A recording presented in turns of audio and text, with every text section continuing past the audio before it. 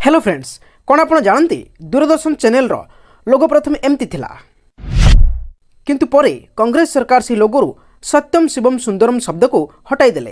तो फ्रेंड्स, आपण मानकर एहा पर कौन राय अछि कमेंट करी निश्चय जणांतु। धन्यवाद। हेलो फ्रेंड्स, आग काल ट्रेन गुड़िक कोयला साहाय्य चलुला हेले वर्तमान डीजेल साहाय्य ट्रेन गुड़िक चलुछंती। किंतु कौन आप जानते 1 किलोमीटर दूरता गति करने ट्रेन को पाखापाखि 20 लिटर डीजेल आवश्यक होता है।